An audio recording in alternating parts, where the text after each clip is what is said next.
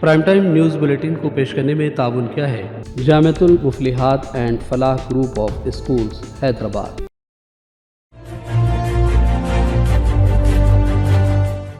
अस्सलामुअलैकुम नाज़रीन, आप देख रहे हैं सियासत टीवी पर प्राइम टाइम न्यूज़ बुलेटिन। मैं हूं नाज़िमा। सबसे पहले नजर हेडलाइंस पर। रियासत में हर मुस्तहिक खानदान को नया राशन कार्ड मिलेगा। शहरी इलाकों में 2 लाख और देही इलाकों में 1.5 लाख सालाना आमदनी की तजवीज़। वज़ीर आला रवीत रेड्डी के दौरे अमेरिका से रियासत में अमरीकी सरमाकारी के इम्कानात रोशन। बायो डिज़ाइन सेंटर तेलंगाना के साथ शियाकतदारी का ख्वाहिशमंद। शमसाबाद एयरपोर्ट पर जूते और बैग में छुपा कर लाया गया सोना जब्त। नासिंगी में सड़क हादसा, तेज रफ्तार कार और टिप्पर में तसादुम, 4 अफराद शदीद जख्मी। कर्नाटक के होसपेट में तंगभद्रा डैम का 19वां गेट सैलाब में बह गया। 70 सालों में पहली बार पेश आया सानेहा। आंध्र प्रदेश के कन्नूर में लोगों को मोहतात रहने का मशवरा। मस्जिद खजाना आप दूध बौली में ज़हीरुद्दीन अली खान की याद में बुक बैंक का क़याम। आमिर खान और दीगर का खिताब। अडानी का घोटाला बहुत ज्यादा संगीन, जेपीसी करे जांच। कांग्रेस का मुतालिबा, सेबी के किरदार पर भी उठाए सवाल। कश्मीर के अनंतनाग में इनकाउंटर, 2 फौजी जाँ बहक। सर्च ऑपरेशन में शिद्दत पैदा कर दी गई। और कांग्रेस के बुजुर्ग रहनुमा और साबिक वजीर खारजा नटवर सिंह नहीं रहे, सरकर्दा रहनुमाओं का खिराज अकीदत। हेडलाइंस आपने देखी। अब पेश है खबरों की तफसील। हुकूमत ने नए राशन कार्ड्स की इजराई के सिलसिले में तफसीली जायजा लेने के बाद अब ये फैसला किया है कि शहरी और देही इलाकों के मुस्तहिक खानदानों को नए राशन कार्ड्स जारी किए जाएंगे।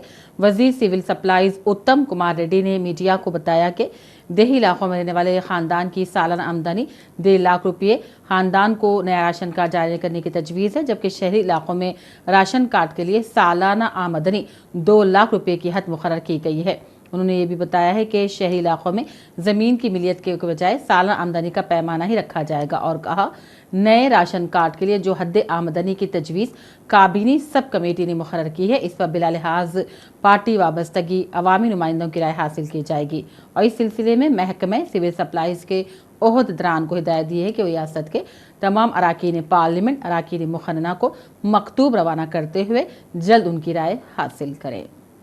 Stanford buyers centre for bio design रियासत के साथ शियाकतदारी का ख्वाहिशमंद है।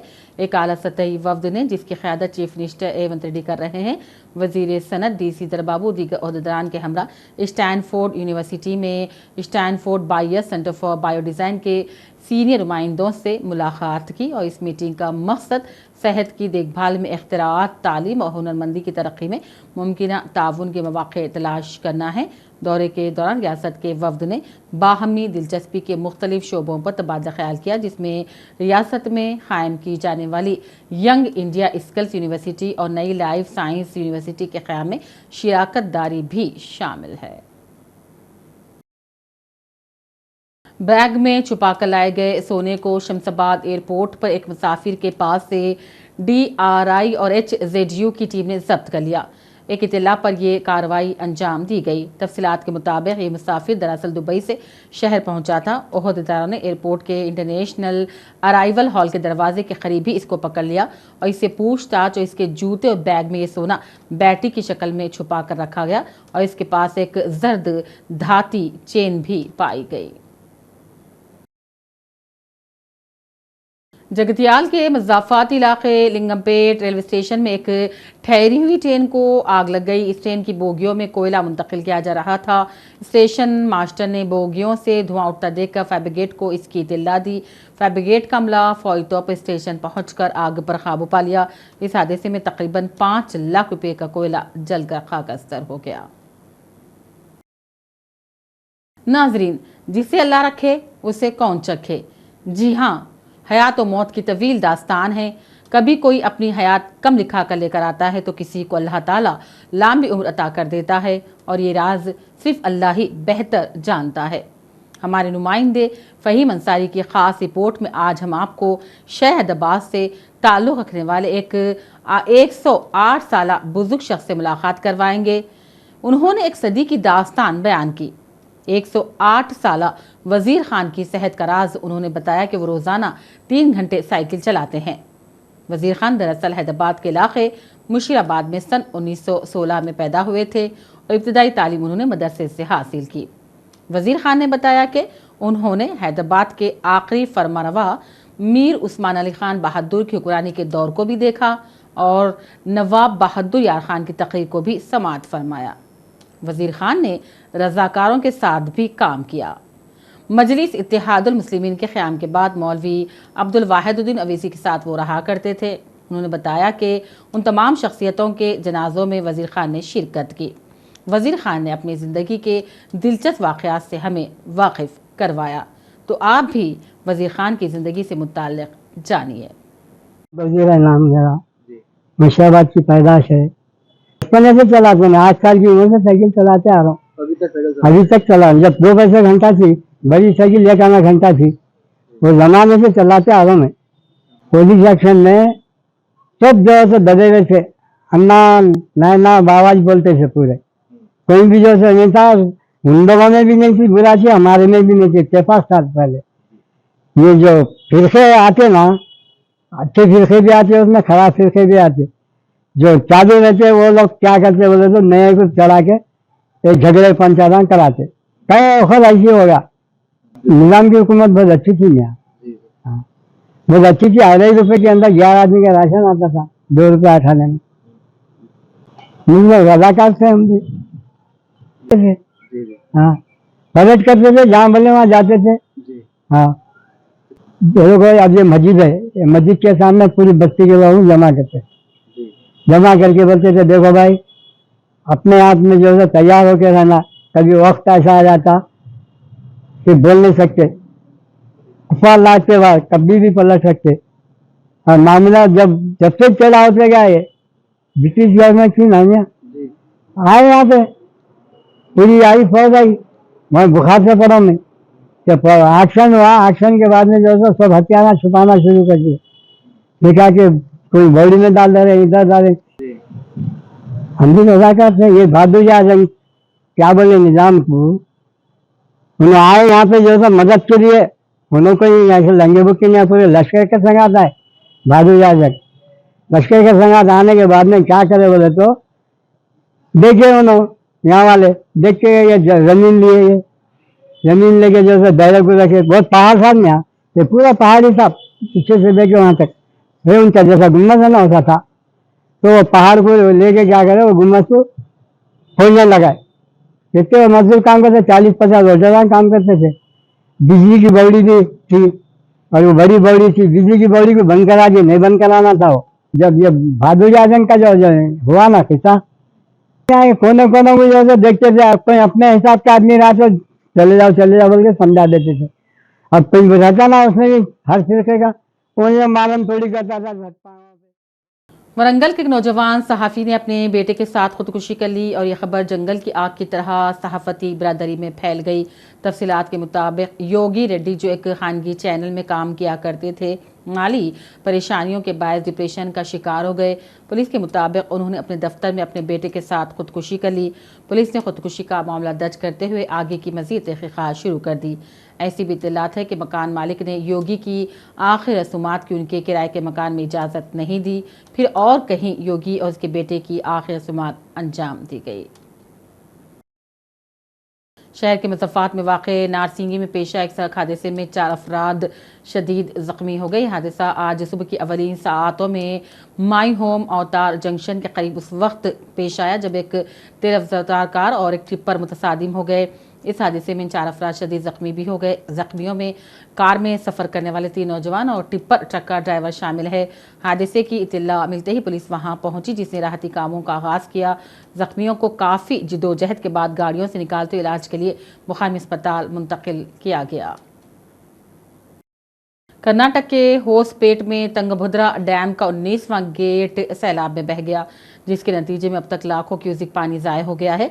19वां गेट उस वक्त टूट गया और बह गया जब हफ्ते की रात 11 बजे गेट बंद किए जा रहे थे, क्योंकि डैम में सैलाब का काफ़ी पानी जमा हो गया था। ओहदेदारों ने बताया कि वाक़या उस वक्त पेश आया जब बालाई सैलाब के कम होने के बाद डैम के पानी के ज़ख़ीरे को बरकरार रखा जा रहा था। एक गेट के टूट जाने की वजह से अब डैम से के साथ टीएमसी पानी के खराज के बाद गेट की बाहरी का काम शुरू किया जाएगा।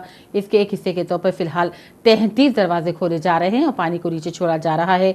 और बताया जा रहा है कि पिछले 70 सालों में ऐसा पहला मौका है जब डैम की हिफाजत से मुताल्लिक इतना बड़ा हादसा पेश आ गया। आंध्र प्रदेश के कर्नूल के मुख्तलिफ मंडलों के लोगों को मोहतात रहने का भी मशवरा दिया गया। मस्जिद खजाना आब दूध बौली में जनाब ज़हीउद्दीन अली खान मरहूम की याद में एक बुक बैंक का क़याम अमल में लाया गया। सियासत और फैज़ आम ट्रस्ट की जानिब से इस बुक बैंक को क़ायम किया गया है। जनाब आमिर अली खान यूज़र सियासत ने इस बुक बैंक का इफ्तिताह अंजाम दिया। उन्होंने इस मौके पर कहा, कौम की नई नस्ल को असली तालीम से हम आहंग होना चाहिए। उन्होंने किताबें पढ़ने की आदत डालने का भी तलबा को मशवरा दिया।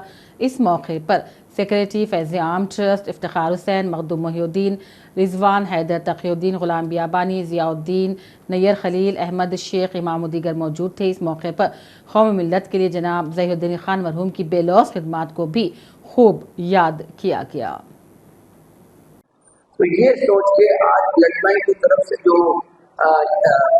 बुक बैंक जो कायम किया गया है, यहाँ पे आप अपने साथ अपने दोस्तों को, अहबाब को, जो आपके जानने पहचानने वाले हैं, उनको यहाँ पे लाइए, ताकि अगर ये एक रिसोर्स सेंटर बनता है तो ये हो सकता है कि ये मस्जिद की जिम्मेदारी 40 घर ये साइड, 40 घर ये साइड, 40 घर ये साइड, 40 घर ये साइड, अगर ऐसा एक एक मस्जिद ऐसा सेंटर बन के उभरता है तो फिर मैं समझता हूँ कि कौम की तरक्की इसके साथ वो मुमकिन हो सकती है। वरना हालात आप देखिए, 54 इस्लामी ममालिक हैं, एक फ़लस्तीन में जो जुल्म हो रहा उसको आप रोक नहीं सकते। क्यों? क्योंकि हमारी दस्तरस वहाँ पर नहीं, हम ऐसे लोग हमारे पास फराहम नहीं कर सके जो कल के दिन इंटरनेशनल कोर्ट ऑफ जस्टिस में जाके ये चीज मसले को पेश कर सके। आज जरूरत इस बात की है कि हम बच्चों को मवाद फराहम करें और उन्हें इंटरनेशनल, नेशनल लेवल तो मैं बोल सकता हूँ, लेकिन इंटरनेशनल लेवल पे अगर हमारे बच्चे जाएंगे तो फिर हम कल के दिन असरअंदाज होकर जो जुल्म ज़्यादती हमारे पे हो रही उसे हम रोकने में कामयाब हो सकते। और यकीनन तारीख की बात करते हम, 400 साल पहले हमारी हुकूमत थी, मुगलों का दौर हमारा था, लेकिन सिर्फ 70 साल में तालीम से अदम दिलचस्पी की वजह से आज मुसलमान आके फर्श पे बैठ गया। अब यहाँ फर्श से उठ के हमारे को अर्श तक जाना है। इसके लिए हर आदमी की जरूरत है कि वो कहीं ना कहीं किसी न किसी तरीके से अपना जो, जैसा इफ्तिखार साहब आज जो कॉन्सेप्ट को लेके आगे बढ़े हैं, वैसा ऐसा हर फर्द की जिम्मेदारी है।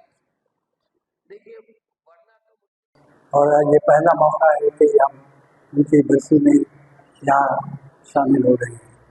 दूसरी बात मैं कहूँगा कि ज़हीउद्दीन साहब की बात, तो ये क्यों हम ज़हीर साहब को इस मामले में मिला रहे हैं। आप यकीन जानिए कि पहले आप ट्रस्ट में जो अपना कारवां शुरू किया था 1985 में, सिर्फ तालीम के ऊपर हम भरोसा करते थे, उसके ऊपर भी हम पूरा करते थे उसको हमारे बच्चे बच्चियाँ तालीम हासिल करके कुछ आगे बढ़ जाएं। लेकिन ये ज़हीर साहब से जब मेरी मुलाकात हुई, जब उनसे मैं करीब होने लगा, तो उन्होंने मुझे ऐसी नई नई राहें बतलाई कि जिसके ज़रिए से हम लोग अपने मुसलमान भाई बहनों को और दूसरों को अच्छी राह पर लगाने के लिए हम कुछ कर सकते हैं। तो उन्होंने, उनका ये भी ख्याल था, उनका ये भी इंटरेस्ट था कि हमारे बच्चे आगे बढ़े, कुछ काम करें और कुछ अपने घर वालों का कुछ का सहारा बने और मुल्क की तरक्की में भी हिस्सा लें। इसी को देखते हुए उन्होंने मुझसे हर वक्त कहते थे कि हम टेक्निकल ये सेंटर्स जो खोलेंगे, ऐसे सेंटर्स खोलेंगे जहाँ पर बच्चे कुछ सीख कर कुछ काम कर सकते हैं। आपको तो मालूम है कि हैदराबाद का जो कल्चर है पुराने शहर का बिलखुसूस ऐसा है कि काफ़ी मेहनत करनी पड़ती है बच्चों को राग़िब करने के लिए। तो उनका ये ख्याल था कि ये काम हम जो है पुराने शहर में ही करेंगे। तो आपको याद होगा कि तकरीबन 2-3 साल पेशतर जब उस्मान नगर में सैलाब उस तरफ आया। अब वक्त हो चला है एक वक्फे का। Jamiatul Muflihat and Falah group of schools नए तालीमी साल के लिए दाखिले जारी है। नर्सरी तक 10th इंग्लिश और उर्दू मीडियम, इस्लामी स्टडीज, नाज़िला व हिफ्ज़ और आलिमियत कोर्स के साथ इसके अलावा 10वीं जमात कामयाब लड़के व लड़कियों के लिए 3 साला आलिम कोर्स, फजीलत और तदरीस शोबे हिफ्ज़। हमारे ब्रांचेस कोत्तापेट, बालापुर, शरीफ नगर, RCI रोड और किशनबाग। लड़के और लड़कियों के लिए हॉस्टल और ट्रांसपोर्ट की सहूलत के अलावा सेपरेट बिल्डिंग्स। अपने बच्चों की दीन दुनिया की मियारी तालीम के लिए जल्दी कीजिए, दाखिले महदूद हैं। वक्फे के बाद एक बार फिर आपका खैर मकदम है। शहर के पुराने शहर के इलाके बहादुरपुरा से बराह जू पार्क एयरपोर्ट जाने वाली कौमी शाहराह इंतहाई मसरूफ तरीन शाहराह बनती जा रही है।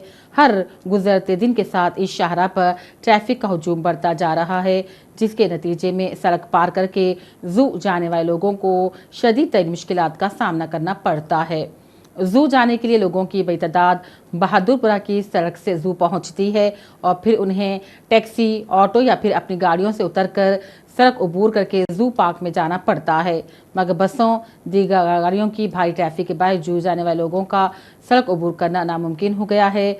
आवाम की मुश्किलात को देखते हुए यहाँ एक फुट ओवर ब्रिज बनाने की ज़रूरत है ताकि लोग बआसानी सड़क पार करके जू में दाखिल हो सके। इस सिलसिले में मुकामी MLA और दीगर हुकाम से 12 नुमाइंदगी की गई, मगर कोई सुनवाई नहीं हुई। ज़रूरत इस बात की है कि ट्रैफिक और बल्दिया का महकमा इस जानिब फौरी तवज्जो दे और यहाँ फुट ओवर ब्रिज तामीर करके सड़क पार करके जाने वाले लोगों की मदद करे। दरअसल हमारे नुमाइंदे उस्मान पाशा ने यहाँ देखा कि फैमिली के अरकान अपने छोटे छोटे बच्चों के साथ सड़क पार करने की कोशिश में सड़क पर परेशान खड़े नजर आए। यकीनन ये एक संगीन मसला है। हुकूमत को, इंतज़ामिया को फौरी इस जानिब तवज्जो देनी होगी। फुट ओवर की तामीर हम वक्त करनी होगी। नजर कौमी खबरों पर, कांग्रेस ने कहा कि अडानी घोटाला बहुत बड़ा है और इसमें जांच करने वालों की सच्चाई भी सामने आने लगी है। आवाम के सामने इस मामले का दूध और पानी का पानी होना चाहिए, इसलिए मामले की जांच जॉइंट पार्लिमानी कमेटी यानी कि JPC को सौंप दी जाए। कांग्रेस ने आज अपने ऑफिशियल X हैंडल पर कहा, अडानी के बड़े घोटाले की तहकीकात SEBI securities and exchange board को दे दी गई है। और खबर यह है कि सेबी की चीफ माधवीपुर बोज भी अडानी के महा घोटाले में मुलविस है। मतलब यह है कि घोटाले की तहकीकात करने वाले घोटाले में खुद मुलविस है। क्या हैरतनाक नहीं। कांग्रेस तर्जुमान सुप्रिया श्रीनित ने भी इस मामले पर तशवीश का इजहार किया। की पूरी दाल ही काली है और इससे पहले की बीजेपी और वो कर रही है। नाम अडानी का आ रहा है, नाम सेबी का आ रहा है, नाम माधवी बुच का आ रहा है, नाम ब्लैकस्टोन का आ रहा है। बीजेपी को क्या तकलीफ है? वो काहे दंगल में अखाड़े में उतरकर बचाव पे आ गए? ये कौन सा तिनका है? क्योंकि दाढ़ी में तिनका तो है और उसका खुलासा भी हम करेंगे। तो इससे पहले कि बीजेपी कहे कि हिंडनबर्ग रिसर्च जो है वो देश विरोधी है, वो अंतरराष्ट्रीय साजिश रच रही है देश के खिलाफ, यहां पर बताना जरूरी है कि लोकतंत्र में सरकार को जवाबदेह बनाने के लिए, ईमानदार बनाने के लिए और सुनिश्चित करने के लिए कि देश के कानून का पालन हो, इसके लिए विपक्ष प्रतिबद्ध है। पिछले 10 सालों में इस देश के कानून अप्रत्याशित तरीके से देश के दलितों पर, आदिवासियों पर, पिछड़ों पर, माइनॉरिटीज पर, ऑपोजिशन पर लगे हैं, लेकिन धन्ना सेठों पर, रसूख वाले लोगों पर, सत्ताधीशों पर इन कानून का कोई इंपैक्ट नहीं है, कोई इफेक्ट नहीं है। और इसलिए कुछ बहुत जरूरी सवाल है। सवाल सबसे पहले सेबी चीफ माधवी बुच जी से है। पहला सवाल यह है कि क्या आपने 2015 में ग्लोबल डेवलपमेंट अपॉर्चुनिटी फंड का हिस्सा बनकर IPE प्लस फंड 1 में निवेश किया था, जो गौतम अडानी के भाई विनोद अडानी से भी संबंधित है। दूसरा सवाल, जब आप सेबी की पूर्णकालिक सदस्य थी तो क्या आपने IPE प्लस में अपने निवेश को, अपनी शेयर होल्डिंग को सेबी के सामने उसका खुलासा किया था, उसका डिस्क्लोजर किया था या नहीं किया था? क्या आप ये बता पाएंगी? और कांग्रेस रहनुमाओं मनीष तिवारी, शशि थरूर ने भी हिंडनबर्ग की रिपोर्ट पर गहरी तशवीश जाहिर की और कहा यह बहुत संगीन मामला है, इसकी जामे तहकीकात होनी चाहिए। Hindenburg research which have been put out in the public space. Obviously, they require closer scrutiny. However, prima facie, going by what has appeared in the public space in various news reports, there seems to be some semblance of an alleged conflict of interest. And so therefore, under those circumstances, there has been a demand now in the public space for a while that the entire Hindenburg saga needs to be investigated properly by a joint parliamentary committee. And so therefore it would be in the fitness of things that if a joint parliamentary committee is constituted to go into all these issues at length, because they do require a quietus, and a quietus will only come once a joint parliamentary committee has looked at them. Sir, SEBI chief made a statement also, released a statement and says it's a character assassination. Well, I have not seen the statement, and so therefore I would not be in a position to comment. दूसरी जानिब सलमान बाजार के मुंजबित इदारा सेबी की chairperson Madhavi पूरी बोच ने अमेरिकी रिसर्च फर्म हिंडनबर्ग की रिपोर्ट में अपने खिलाफ लगाए गए इल्जामात को बेबुनियाद करार दे दिया और कहा सेबी ने हिंडनबर्ग के खिलाफ कार्रवाई का नोटिस जारी किया है और इस रिपोर्ट किरदार कुशी का इक़दाम है। माधवी ने आज जारी करदा बयान में कहा उन्होंने सेबी में काम करते अपने माली सरमाया के बारे में कुछ नहीं छुपाया है और उनके बारे में मुकम्मल मालूमात दी गई हैं। वाज़ेह है कि हिंडनबर्ग ने हफ्ते के रोज जारी करदा मार्केट रिसर्च रिपोर्ट में कहा कि बोच खानदान ने बैरून मुल्क कायम सरमायाकारी फंड में सरमायाकारी की और ये ऐसा फंड है जिसका पैसा हिंदुस्तानी अरबपति कारोबारी गौतम अडानी की कंपनियों के शेयर्स की कीमतों में इजाफे के लिए इस्तेमाल किया जाता है। रिपोर्ट में माधवी बोच के शौहर धावल बोच के अमेरिका में कायम प्राइवेट इक्विटी इन्वेस्टमेंट फंड चलाए जाने वाले ग्रुप के साथ वाबस्तगी का भी जिक्र किया गया है, जिससे मुल्क के मार्केट रेगुलेटर के आला ओहदेदार पर फायज शख्सी मुकदमात के तसादुम की निशानदेही हो रही है। अमेरिकी short seller firm Hindenburg research की नई रिपोर्ट सामने आने के बाद हंगामा बर्पा हो गया। अब अडानी ग्रुप ने इस रिपोर्ट पर अपना पहला रद्द-ए-अमल दिया। हिंडनबर्ग की तरफ से लगाए गए इल्जामात की अडानी ने तरदीद कर दी और कहा इसका सेबी चीफ माधवी के साथ कोई तिजारती ताल्लुक नहीं, जिसका दावा हिंडनबर्ग की रिपोर्ट में किया गया।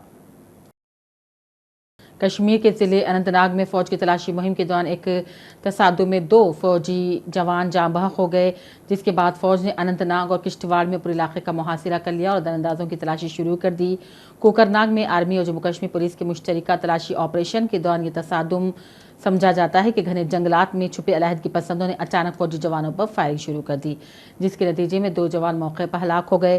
फौज की जवाबी फायरिंग में जारी रही, ताहम हमला और रहवार अख्तियार करने में कामयाब हो गए। फौज ने पूरे जंगल का मुहासिरा कर लिया है। तलाशी मुहिम में शिद्दत पैदा कर दी गई है। मुल्क के साबिक वज़ीर ख़ारजा और कांग्रेस के बुजुर्ग रहनुमा नटवर सिंह तवील अदालत के बाद 95 साल की उम्र में देहांत कर गए। उन्हें गुरुग्राम के एक खानगी अस्पताल में दाखिल करवाया गया था, जहां उनका इलाज किया जा रहा था। नटवर सिंह एक मुमताज़ कांग्रेसी थे जिन्होंने यूपीए दौर में डॉक्टर मनमोहन सिंह के साथ काम किया था। नटवर सिंह ने 1953 में इंडियन फॉरेन सर्विस में शमूलियत इख्तियार की थी और 31 साल तक खिदमत अंजाम दी थी। वो चीन, अमेरिका समेत कई मुल्कों में हिंदुस्तान के सफ़ीर तैनात रहे थे। 1984 में हुकूमत हिंद की तरफ से हिंदुस्तान का तीसरा सबसे बड़ा शहरी एजाज़ पद्म भूषण भी उन्हें दिया गया था। सदर जमहूरिया, वज़ीर आज़म सोनिया गांधी, खड़गे, राहुल गांधी समेत दूसरों ने उन्हें खिराज पेश किया। उनकी आखिरी रस्मात 12 अगस्त को नई दिल्ली के लोधी रोड शमशान घाट में अदा की जाएंगी। हिमाचल प्रदेश में गुज़िश्ता 2 दिनों में शदीद बारिशों की वजह से लैंड स्लाइडिंग और सैलाब की वजह से 280 से ज़्यादा सड़कें बंद हैं। अहदेदारों ने बताया कि कुल्लू, मंडी और शिमला में 31 जुलाई को आने वाले सैलाब के बाद लापता होने वाले तकरीबन 30 अफराद को तलाश किया जा रहा है। बचाव कार्रवाइयाँ भी जारी है, लेकिन कोई बड़ी कामयाबी नहीं मिली। अब तक 28 लाशें निकाली गई हैं। 27 जून से 9 अगस्त के दरमियान हिमाचल प्रदेश में बारिश से मुताल्लिक़ वाक़यात में तकरीबन 100 से ज़्यादा लोगों की मौत हो गई है और रियासत को तकरीबन 842 करोड़ रुपये का नुकसान पहुंचा। आखिर में हेडलाइंस पर डालते हैं एक और नजर। रियासत में हर मुस्तहिक़ खानदान को नया राशन कार्ड मिलेगा। शहरी इलाकों में 2 लाख और देही इलाकों में 1.5 लाख सालाना आमदनी की तजवीज़। वज़ीर आला रेवंत रेड्डी के दौरे अमेरिका से रियासत में अमरीकी सरमाकारी के इम्कानात रोशन। बायो डिज़ाइन सेंटर तेलंगाना के साथ शियाकतदारी का ख्वाहिशमंद। शमशाबाद एयरपोर्ट पर जूते और बैग में छुपा कर लाया गया सोना जब्त।